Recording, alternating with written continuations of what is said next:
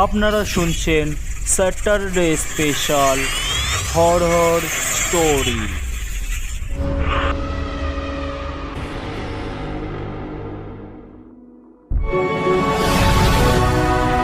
সাহিত্যে কিছু রোমাঞ্চকর কাহিনী নিয়ে সাজানো এই গল্প তারানাথ গঙ্গোপাধ্যায়ের তারানাথ তান্ত্রিকের গল্প মুখ এবং কণ্ঠস্বরে আমি গোপীনাথ। তো চলুন শুরু করা যাক আজকের গল্প তারানাথ তান্ত্রিকের গল্প মুখ। বিকেল, তারানাথ বৈঠকখানা বেশ আড্ডা জমে উঠেছে। রোজ রোজ তারানাথের কণ্ঠে স্পন্দিত ফল ভগ্ন করা উচিত নয় ভেবে আমি আর কিশোরী মোড়ের তেলেভাজার দোকান থেকে গরম গরম বেগুনি আর ফুলুরি কিনে নিয়ে এসেছিলাম। এখন শুধু শালপাতা কটা পড়ে আছে। ভিতর থেকে দ্বিতীয়বার চাও এসে উপস্থিত। তৃপ্তির ঢেকুর তুলে তারানাথ বলল, না, চুড়েগুলো বেশ ভালোই তেলে ভাজা করে, বুঝলে? কিশোরী বলল, কিছু স্বাদ নির্ভর করে ওই মনের অবস্থার ওপরে। আজ আপনার নিশ্চয়ই কোনো কাজ নেই, নিশ্চয়ই মিষ্টি কি মেজাজ। এখন বাসি তেলে ভাজা পচা ঠান্ডা তেলে ফুলুরি ভাজা মুড়িও ভালো লাগবে। আবার মাথায় দুশ্চিন্তা থাকলেও দেরাদুন মানের চালে বিরিয়ানিও মুখে রুজবে না, তাই নয়? তারানাথ মৃদু হেসে চায়ে চুমুক দিয়ে বলল, হ্যাঁ, কথাটা তোমাদের পক্ষে সত্য হলেও আমার ক্ষেত্রে সম্পূর্ণ খাটে না বোধহয়। তখন আমি বললাম, কেন? আপনার এ ব্যাপারে বৈশিষ্ট্যটা কি আছে? তোমাদের নিরাপদ তরঙ্গ জীবনে দুশ্চিন্তা এবং দুর্ভাবনা একটা অস্বাভাবিক অবস্থা।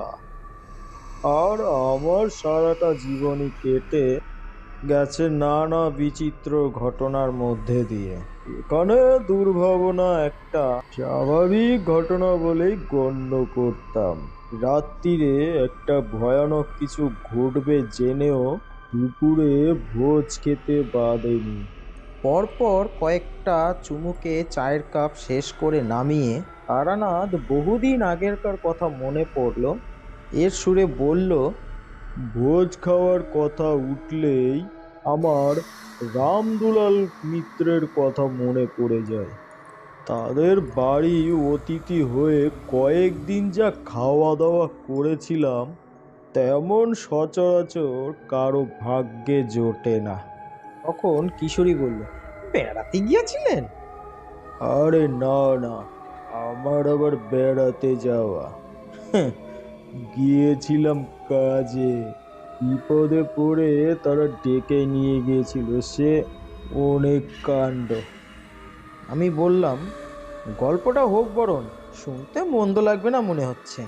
তারানাথ মনে মনে একটু গুছিয়ে নিয়ে বলতে শুরু করলো, বছর 20 আগেরকার কথা। মধুসুন্দরী দেবীর ব্যাপার মিটে গিয়েছে, বাড়িতে বসে ঘোরতর সংসার করছে। এরপরে হাত দেখে কবজ দিই, মুখ দেখে ভাগ্য গণনা করি, এই আর কি। তা মন্দ হয় না, আবার খরচও হয়ে যায়। পয়সা জমাতে পারিনি কোনোদিনও। দেবী বলেই দিয়েছিলেন অন্যের কষ্ট হবে না, কিন্তু ধনীও হতে পারবো না। তা একদিন সকালে বৈঠকখানায় বসে আছি, একজন মধ্যবয়স্ক ভদ্রলোক ঘরে ঢুকলেন। কাঁচায় পাকায় মেশানো চুল, বেশ বলিষ্ঠ ধাঁজের মাঝারি গড়নের চেহারা, পরনে দামি কাচি ধুতি আর পাঞ্জাবিতে সোনার বুতাম, আনহাতে অনেকগুলো পাথর বসানো আংটি। চেহারায় বড় মানুষের ছাপ আছে, ব্যক্তিত্ব সম্পন্ন মানুষ। ভদ্রলোক আমাকে জিজ্ঞেস করলেন, আগে মশাই, আপনি কি তারানাথ জ্যোতিষণ্য? আজ্ঞে হ্যাঁ, কি দরকার বলুন। ভদ্রলোক এগিয়ে এসে পায়ে হাত দিয়ে প্রণাম করে বললেন, এটা দেখে অবশ্য আন্দাজ করতে পেরেছিলাম। বললাম, থাক থাক, হয়েছে হয়েছে, বসুন বসুন। কি চাই আপনার? আমার নাম রামদুলাল মিত্র, কলকাতাতেই বড় বাজারে দিকে সামান্য ব্যবসা পাতি আছে আর কি। আপনাদের আশীর্বাদে মোটা ভাত কাপড়ের আয়োজন হয়ে যায়। সম্পত্তি একটা বিপদে পড়ে আপনার কাছে এসছি, কিন্তু ঠাকুরমশাই কি বিপদ তা আমি বলবো না। শুনেছি আপনি মানুষের মুখ দেখে তার ভূত ভবিষ্যৎ বলে দিতে পারেন। আপনি বলুন দেখিনি আমার বিপদটা কি? কিছু মনে করবেন না, ঠিক লোকের কাছে এসেছি কিনা তা তো আমার জানার দরকার। ব্যবসাদার লোকের মতন কথা বটে। আমি মনে মনে হাসলাম। এ লোক ঘরে ঢোকা মাত্রই আমি বুঝতে পেরেছি কি বিপদে পড়েও এখানে এসেছে। তবে মিথ্যে ভেলকি দেখিয়ে লোককে চমকে দিতে আমার প্রবৃত্তি ছিল না বলেও ওকে দিয়েই বলিয়ে নেবার চেষ্টায় ছিলাম।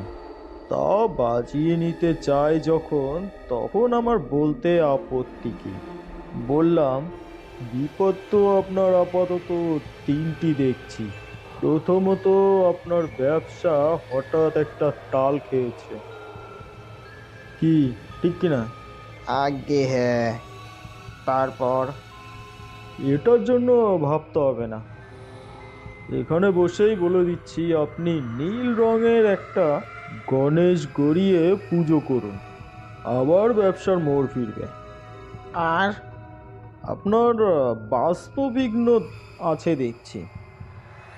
বসতবাড়ি সংক্রান্ত কোনো গোলযোগের পড়বেন কি, কিংবা পড়েছেন?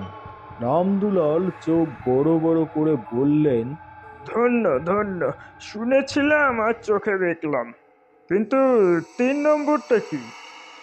ওটা আপনি নিজেই মিটিয়ে নিতে পারবেন, আমার সাহায্যের প্রয়োজন পড়বে না। কিছু টাকা এককালীন দিয়ে যাওয়া বন্ধ করুন। রামদুলাল মাথা নিচু করে লজ্জিত মনে বললেন, কি আর বলবো ঠাকুরমশাই, প্রবৃত্তি বড় বলবান। অপরাধ করে ফেলেছি, এখন প্রায়শ্চিত্ত তো করতে হবে। পাপ ছাড়ে না বাপকে। অনুতাপ যখন হয়েছে তখন পাপ আর নেই। ঘরে মা লক্ষ্মী আছেন তো? আগে তা আছে।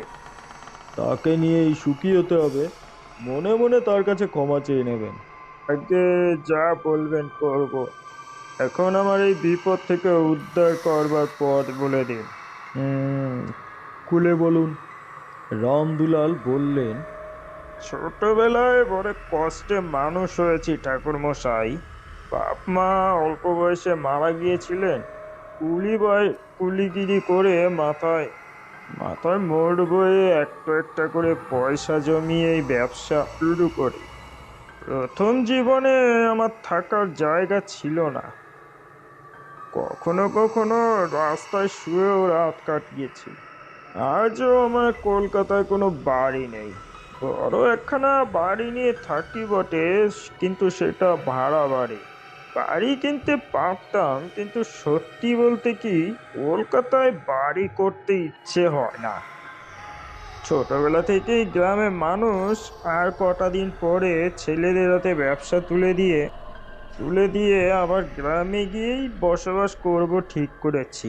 তা গত বছর শেষের দিকে এক দালাল খবর নিয়ে এলো, রাজমহল হাটের কাছে এক গ্রামের কাছে খুব ভালো একটা বাড়ি বিক্রি আছে। নতুন বাড়ি না হলেও সামান্য মেরামত করে নিলে নতুনের মতনই দাঁড়াবে। সেখানকার জমিদার বাড়ি। জমিদার মারা গিয়েছে। জমিদারি বিক্রি করে ছেলেরা কলকাতায় উঠে আসতে চায়। বাড়িও আর রাখবে না, নামমাত্র নামে বেচে দেবে। দালালের মারফতে দর করে বাড়ি তো কিনলাম ঠাকুরমশাই, অনেক আশার বাড়ি। কিন্তু এখন সেই বাড়িতে বাস করাও অসম্ভব হয়ে উঠেছে। কেন, কি হয়েছে? আগে বাড়িটায় অপদেবতার দৃষ্টি আছে। এনবার পর আমরা কয়েকজন থাকার জন্য সেখানে গিয়েছিলাম। প্রথম দিনই আমার স্ত্রী কি দেখে রাত্রেবেলায় ভয়তে চিৎকার করে উঠল। আলনার কাছে ছায়ার মতো নাকি কি দাঁড়িয়েছিল। অথচ দোতলার জানলা, কোনো খাঁজ বা কার্নিশ নেই। চোর ডাকাত কি বেয়ে উঠবে। পরের দিন সন্ধ্যের দিকে আমার বড় ছেলে সচিদুলাল পায়খানা করতে গিয়েছিল। কিছুক্ষণ পরেই ফিরে এসে বলল, বাবা, বাড়ির বাইরে কে বসে কাঁদছে বলুন তো? মেয়ে ছেলের গলা মনে হলো। কেমন সন্দেহ হওয়াতে আমি চাকর বাকর নিয়ে লণ্ঠন জেলে দেখতে গেলাম। পায়খানা বাড়ির থেকে একটু দূরে, উঠোন পেরিয়ে যেতে হয়, তারপরেই পাঁচিল। এদিকের দরজা দিয়ে ঘুরে গিয়ে সেখানে পৌঁছে দেখি সেখানে কোথাও কিচ্ছু নেই। পাঁচিলের পরেই ঘন ঝোপঝাড় আর আগাছা জঙ্গল। সেখানে বসেই এই ভর সন্ধ্যেয় কে কাঁদতে যাবে? কিন্তু কি বলবো ঠাকুরমশাই, ফিরে আসতে গিয়ে কিন্তু পরিষ্কার শুনতে পেলাম খুব আকুল হয়ে কাঁদছে। স্ত্রী লোকের গলা, খুব কষ্টের কান্না। আবার ফিরে যাই, আবার দেখি কিন্তু না, কোথাও কিচ্ছু নেই। একবার মনে হলো শব্দটা যেন বাড়ির ভেতর থেকেই আসছে। কেমন ভয় ধরে গেল। এসব কি কাণ্ড! এমন হওয়া তো ভালো কথা নয়। পরের দিন গিন্নিকে কলকাতায় ফেরত পাঠালাম মেজ ছেলের সঙ্গে। আমি আর সচি আরো 2 দিন থেকে গেলাম। প্রত্যেক দিন সন্ধেবেলায় সেই কান্নার শব্দ শুনেছি। আর কি বলবো, বাড়িটার মধ্যে যতক্ষণ থাকি মন যেন বিষণ্ণ হয়ে থাকে। বুকের মধ্যে যেন একটা পাহাড়ের চাপ টের পাই। বাড়িটা ভালো নয় ঠাকুর মশাই, কিন্তু 1 গাদা টাকা খরচ করে কেনা বাড়ি যাওয়া বন্ধ করলে তো পুরো হয়ে যাবে। অনেক শখ করে কেনা, এর কিছু উপায় হয়? একটু ভেবে বললাম, আমাকে একবার নিয়ে যেতে পারেন সেইখানে? আগে হ্যাঁ, তা পারি বই কি। সত্যি বলতে কি, আমি জানতাম আপনি যেতে চাইবেন। আমার মনে হয়েছিল আপনি ভাববেন না কিছু। আমার যাতায়াত, খাওয়া দাওয়া, পরিবেশ, ওই সাধ্য মতো দক্ষিণা আমি দেব। কবে যাবেন বলুন? আপনার কবে সুবিধে হয়? তাহলে পরশু সকালে তৈরি হয়ে থাকবেন, আমি এসে নিয়ে যাব। রাজমহল হাট থেকে মাইল 3 দূরে মতিপুর গ্রাম। বিকেল 3টে নাগাদ গিয়ে সেখানে পৌঁছালাম। নিতান্তই পাড়াগা বটে, কিন্তু বাড়িখানা সত্যিই দেখবার মতো।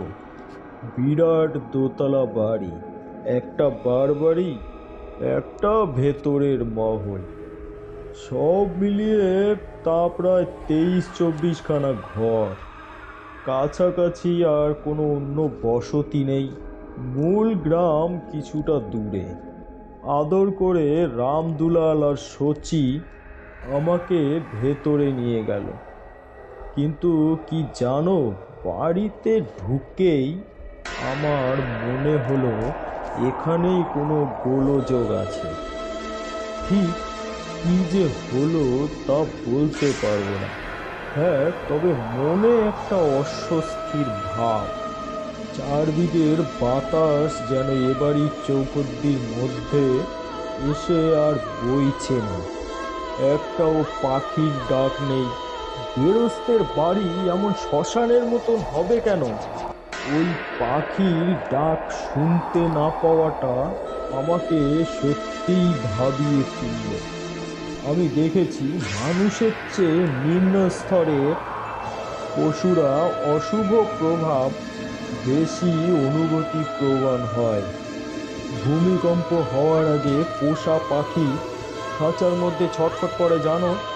মোটের উপর সেখানে পৌঁছে বুঝতে পারলাম রামদুলাল বাজে কথা বলেনি। যাই হোক, চাকর তক্ষুনি হাত পা ধোবার জল এনে দিল।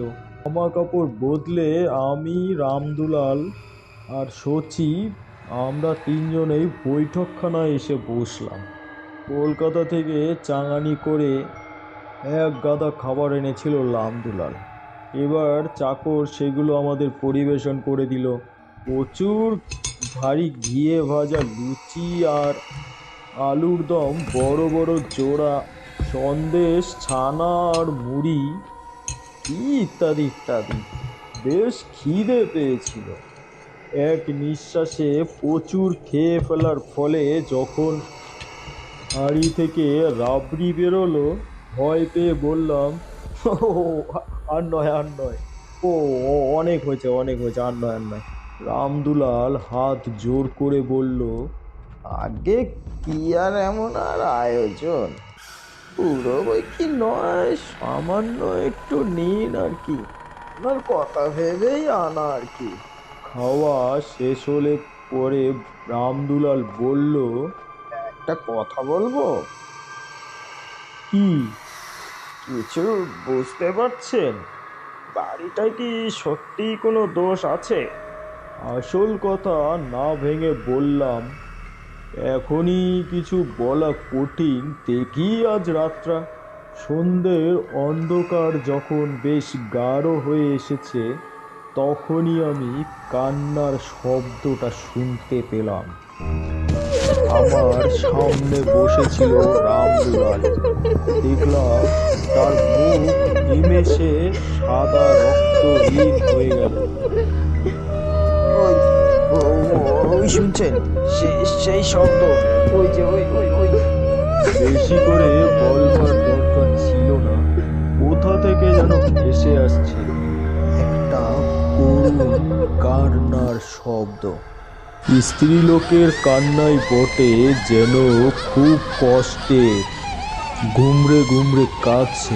কোথা থেকে আসছে একবার মনে হচ্ছে বাইরে থেকে, আর একবার মনে হচ্ছে খুব কাছে কোথাও থেকে আসছে। বেশি দূরে নয়, কাছাকাছি বসেই কাঁদছে কেউ। দরজার কাছে শচী দুলাল এসে দাঁড়িয়েছে। বাবা, বাবা শুনেছেন? রামদুলাল কাঁপা কাঁপা গলায় বলল, শুনেছি। তুই তুই ভেতরে চলে আয়। বললাম, ভয় পেও না, দাঁড়াও, আমাকে একটা লণ্ঠন দাও তো। চাকরটাও ভয় পেয়ে চলে এসেছে। তার হাতে একটা হ্যারিকেন, সেটা নিয়েই ঘর থেকে বেরোতে বেরোতে বললাম, তোমরা এখানেই থাকো, ঘর থেকে বেরিও না, আমি একটু দেখে আসি। কিন্তু দেখবোটা কি? লণ্ঠন হাতে সারা বাড়ি তন্ন তন্ন করে খুঁজলাম, আওয়াজের উৎস কোথায় ধরতে পারলাম না। এক এক সময় মনে হচ্ছিল যেন শব্দটা চারদিক থেকেই আসছে। এ কি আশ্চর্যের ব্যাপার! বৈঠকখানায় ফিরে আসবার পথে কান্নাটা থেমে গেল। ঘরে এসে ঢুকে দেখি শচী আর রামদুলাল পাথরের মূর্তির মতন চৌকিতে পা তুলে বসে আছে। ঝড়ে কাক মরলেও কেরামতি ফকিরের হয় জানতাম, আমার হলো তাই। আমি লণ্ঠন হাতে বেরোবার মুহূর্তে কান্নাটা থেমে যেতেই দুজনের ধারণা হলো আমি তন্ত্রমন্ত্রের প্রভাবে বুঝি আওয়াজটা বন্ধ করেছি। আমাকে দেখে রামদুলাল বলল, আহ, কি ভয়ানক শব্দ করে থামালেন ঠাকুর মশাই, ভাগ্যিস আপনি এসেছিলেন। ব্যাপারটা বুঝে চুপ করে রইলাম। ওদের ভুল ভাঙিয়ে লাভ নেই। আমার ওপর ভরসা করে যতটুকু সান্ত্বনা পায় পাক না। রাত্রিরে ভেতর বাড়ির বারান্দায় আসন পেতে বসে আবার এক বিপুল আয়োজনের সম্মুখীন হওয়া গেল। পুজোর পড়াতের মতন বড় বগির থালায় সরু চড়ুই পাখির নোকের মতন চালের ঘি ভাত, ভেড়ার মাংসের কোরমা, রুই মাছের কালিয়া, 3-4 রকমের মিষ্টি। আরে করেছো কি? এত কখনো খাওয়া যায়? আর তাও ওই বিকেলে জলযোগের পর। এই এই তুলে নাও, এর অর্ধেকও আমি খেতে পারবো না। রামদুলাল বলল, আমার এই চাকরটি বড় ভালো রাঁধে। পাকা হাত, শুধু রান্নার জন্যই ওকে 60 টাকা মাইনে দিয়ে রেখেছি। আপনাকে রেঁধে খাওয়াবো বলেই ওকে নিয়ে এলাম। আপনি না খেলে আমরা কিন্তু খুব কষ্ট পাবো। এখন তো কোনো বেশি কিছু নয়, খেয়ে নিন না। খাওয়ার গল্প আর বারবার করব না। প্রসঙ্গেই রামদুলালের কথা মনে এলো বলেই তোমাদের ভোজের বহলটা একটু ইঙ্গিত দিলাম। এক কথায় এমন দুবেলায় নানা বিচিত্র রকমের পদ তে লাগলো আমার জন্য। রাত্রেও শুয়ে ঘুম আসে না, একেই চাপ খাওয়া হয়ে গিয়েছে, তার উপর মনে কেমন একটা অমঙ্গলের ভাব। আমাদের গায়ের সেই সাধুর কথা মনে আছে তো? সে বলেই দিয়েছিল আমার এ ধরনের ক্ষমতা হবে। পরদিন একটা অদ্ভুত ঘটনা ঘটল, আর এইখানেই গল্পের আসল অংশের শুরু। সকাল 8টা হবে, বৈঠকখানায় বসে আছি। রামদুলাল গিয়েছে স্নান করতে, শচী বাড়ি নেই। বিকালে ক্ষীর দিয়ে একটা খাবার তৈরি হবে, তাই সে গিয়েছে খাঁটি দুধের খোঁজে। বাড়ির ডান দিকের কোণে বারান্দার শেষে খুব সুন্দর একটা স্নানের ঘর আছে। জমিদার শখ করে বানিয়েছিল। তার মেঝে সাদা পাথরে বাঁধানো, বুক অবধি দেয়াল মোজেক করা। কানাই চাকর সকালে পুকুরে জল তুলে তাতে এনে রেখেছে। পুকুরে অনায়াসে স্নান করাই চলতো, কিন্তু নতুন বাড়ি কেনা হয়েছে, সব কিছু ব্যবহার করা চাই। রামদুলাল সেখানেই স্নান করছে। হঠাৎ দরজার কাছে একটা আওয়াজ শুনে দেখি রামদুলাল এসে ঘরের মধ্যে দাঁড়িয়েছে। তার মুখ ভয়ে বিকৃত, বেচারা কাঁপছে ঠক ঠক করে। স্নান করতে করতে মাঝপথে বেরিয়ে এসেছে বোঝা যাচ্ছে। কাপড় ভেজা, গায়ে জল, মুখ মুছবার মতো সময় পায়নি। বললাম, কি হয়েছে? ভয় পেলে নাকি? রামদুলাল প্রথমটা কথাই বলতে পারে না। এই সকাল বেলায় কি দেখে অত ভয় পেল? থমকে বললাম, আরে কি হয়েছে বলবে কি না? রামদুলাল বলল, আপনি আপনি আমার সঙ্গে আসুন। গেলাম পেছন পেছন। স্নানঘরের দরজার কাছে এসে বাথরুমের মেঝের দেয়াল দিকে আঙুল দিকে দেখিয়ে বললে, ওই যে ওই যে। প্রথমে কিছু বুঝতে পারলাম না। সাদা পাথরে বাঁধানো সুন্দর পরিষ্কার মেঝে। কি দেখাচ্ছে রামদুলাল? তারপর দেখতে পেলাম জিনিসটা। মেঝের একটা টালিতে যেন আবছা একখানা মুখ ফুটে উঠেছে। ঠিক পুরো মুখ নয়, মুখের আদল মাত্র। চেষ্টা করলে বোঝা যায় স্ত্রীলোকের মুখ, কারণ লম্বা চুলের আভাস দেখা যাচ্ছে। কিন্তু সে মুখ সুন্দর নয় মোটেও। কেমন যেন ভাঙাচুরা অবয়ব, যেন কষ্টে মুখ বিকৃত করে আছে। এ আবার কি? মেঝের পাথরে কে আবার ছবি আঁকলো? কি দিয়ে আঁকলো? রামদুলালকে জিজ্ঞেস করলাম, এ ছবি এখানে কি করে এলো? আগে তা কি করে বলবো? যখন বাড়ি কিনলে তখন ছিল না? আগে বাড়ি তোলার কথা কি বলছে? আজকে সকালে কানাই জল তুলে রাখলো, আমি দাঁড়িয়ে তদারক করছিলাম, তখনও ছিল না। এই এখন চান করতে করতে হাত ফসকে সাবানটা পড়ে গেল, তুলতে গিয়েই আমার একবার চোখাচোখি হয়ে গেল। কি হবে ঠাকুর মশাই, আমার বড় শখের বাড়ি। বললাম, আচ্ছা তুমি আগে স্নান শেষ করে নাও, ভয় নেই। আমি এই দরজার কাছেই দাঁড়িয়ে রইলাম। ভয়ে সিটকিনি না দিয়ে কোনো রকমে দরজা ভেজিয়ে কোনো রকমে স্নান সেরে বেরোলো রামদুলাল। মানুষ ভয় পেলে কিরকম হয়ে যায় তা আজকে আমি দেখলাম।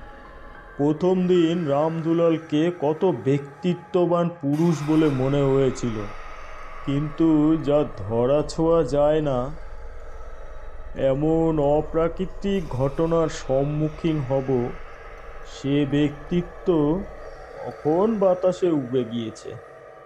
বৈঠকখানায় বসে রামদুলাল বলল, সেই ব্যবসার অবস্থা খারাপ যাচ্ছে, বাজারে অনেক দেনা। একবার একটা মারোয়ারিকে 70,000 টাকার মাল সাপ্লাই করেছিলাম, তার দরুন বিল সে কিছুতেই দিচ্ছে না, কেবল সে আজকাল বলে ঘোরাচ্ছে। মারোয়ারির সঙ্গে কি আমরা পারি? আমারই ভুল হয়েছিল ওকে মাল দেওয়া। কি করব, লোভে পড়ে গেলাম। এখন যদি বিল না আদায় হয় তাহলে আমার ব্যবসা ডুববে। লিস্ট করে টাকা আদায় করতে করতে তো আর ব্যবসা থাকবে না। এদিকে এই চিন্তা, এত টাকা দিয়ে বাড়ি যদি বা কিনলাম, এটাতে বাসও করতে পারছি না। আমাকে আমাকে বোধহয় আত্মহত্যাই করতে হবে ঠাকুর মশাই।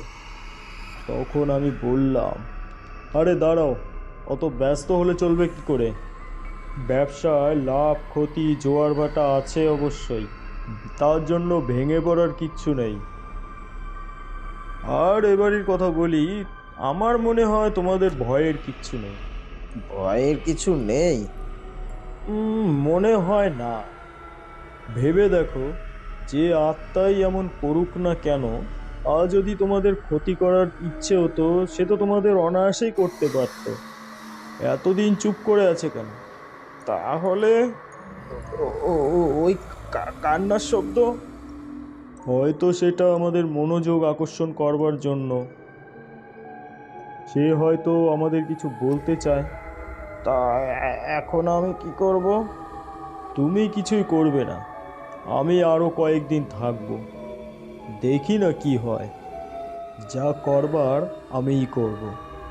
শচীদুলাল এসে স্নান ঘরের মেঝেতে ছবিটা দেখল, তবে সে বাপের চেয়ে সাহসী। ভয় পেলেও মুখে কিছু বলল না। রাত্রে আমি সাবধানের মার নেই ভেবে বড় এক ঘটি জল নিয়ে বাড়ির চারিদিকে ছিটিয়ে সাধুর দেওয়া সেই মন্ত্রে গণ্ডি দিয়ে রাখলাম। সেদিন রাত্রিটা কারোরই ভালো ঘুম হলো না। পরদিন সকালে উঠে আমি আর রামদুলাল গিয়ে দেখি স্নানঘরের মেঝেতে ছবিটা যেন আরো স্পষ্ট হয়ে উঠেছে। এদিক ওদিক দু একটা রেখা বেড়ে গিয়ে এখন বেশ স্পষ্ট বোঝা যাচ্ছে মুখখানা। সমস্ত মুখে একটা যন্ত্রণার চিহ্ন আঁকা। মুখ, নাক, চোখ, যেখানে যা যা থাকার কথা শিব যেন সেখানে নেই। সমস্ত ছবিটা কে যেন টুকরো করে ভেঙে সামান্য অদল বদল করে বসিয়ে দিয়েছে। ফলে একটা অমানসিক কষ্টের চিহ্ন ফুটে উঠেছে। আমি এগিয়ে গিয়ে পা দিয়ে ঘষে ছবিটা মুছে ফেলার চেষ্টা করেছি, কিছু মাত্র উঠল না। অথচ সাদা পাথরে কালো দিয়ে কিছু আঁকা জিনিসটা তবে উঠছে না কেন?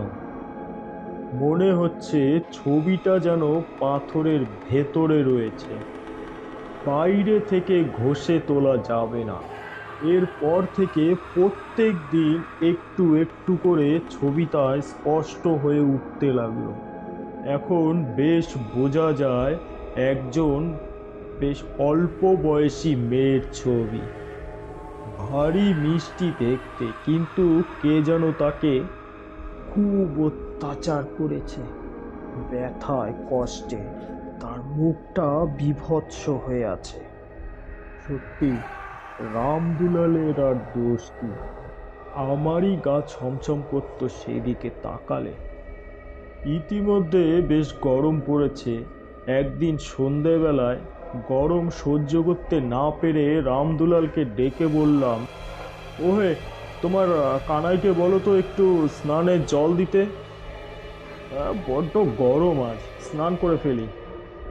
আগে জল তোলাই আছে, আপনি চলে যান। ঠান্ডা জল, আরাম করে গায়ে জল ঢালছি, পায়ের কাছে মেঝেতে সেই ছবিটা।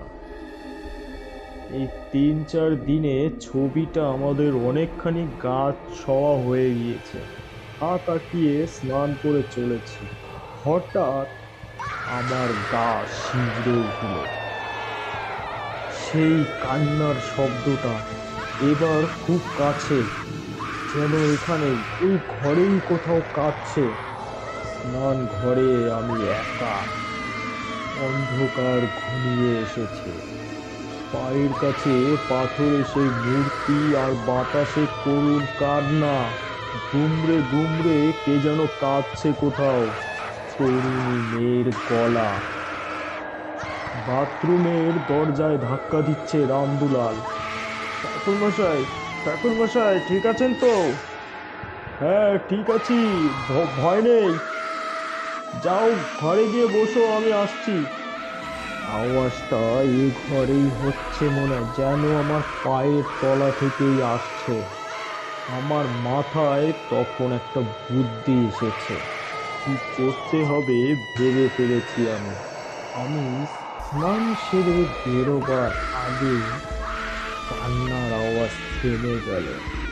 ঘরে এসে রামদুলালকে বললাম, আচ্ছা, এই বাড়ি যখন কেনেন তখন মালিকরা তোমাকে এ ব্যাপারে কিছু বলেনি? বাড়িতে এই সমস্ত কান্নার শব্দ শোনা যায় বা অন্য কিছু? না, তা বললে কি আমি আর এই বাড়ি কিনতাম? তা বটে। আচ্ছা, তোমার বিশ্বাসী চাকর আছে কলকাতার বাড়িতে তোমার কজন? তারা গোপন খবর চেপে রাখতে পারবে? তা পারবে, প্রাণ গেলেও তারা আমাকে বিপদে ফেলবে না। আর ওই কানাই? হ্যাঁ, ওই কানাইও বিশ্বাসী। কাল শচীকে কলকাতায় পাঠিয়ে ওই চাকর দুটোকে এখানে আনাও, কাজ আছে। এর পরের ঘটনা সংক্ষিপ্ত। পরের দিন শচী কলকাতায় গিয়ে কলকাতার থেকে দুজন চাকরকে নিয়ে এলো। তাদের নিয়ে স্নান ঘরে গেলাম। রামদুলাল চুপ করে থাকতে যায়। এতক্ষণ কিছু জিজ্ঞাসা করেনি।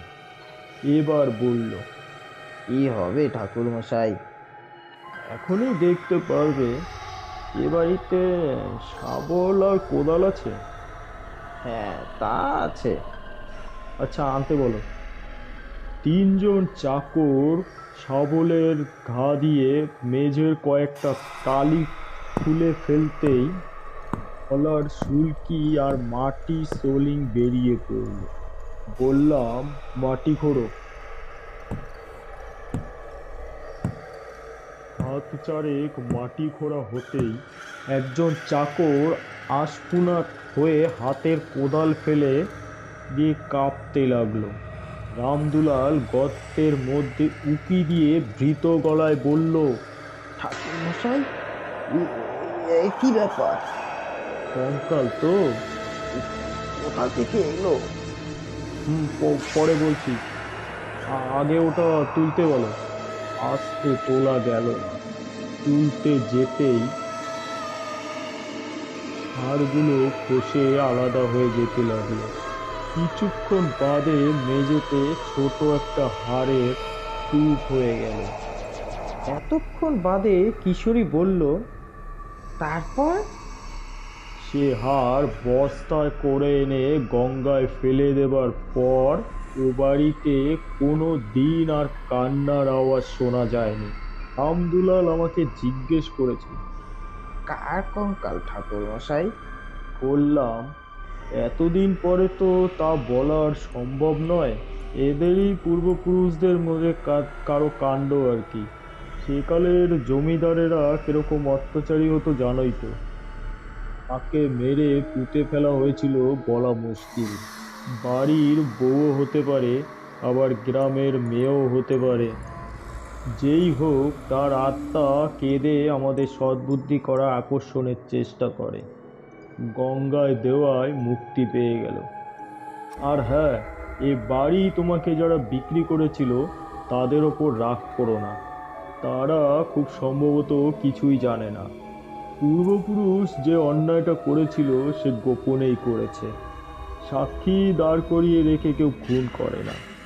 রামগোপাল বলল, ওরা কান্না শুনতে পেত নিশ্চয়ই, অথচ আমাকে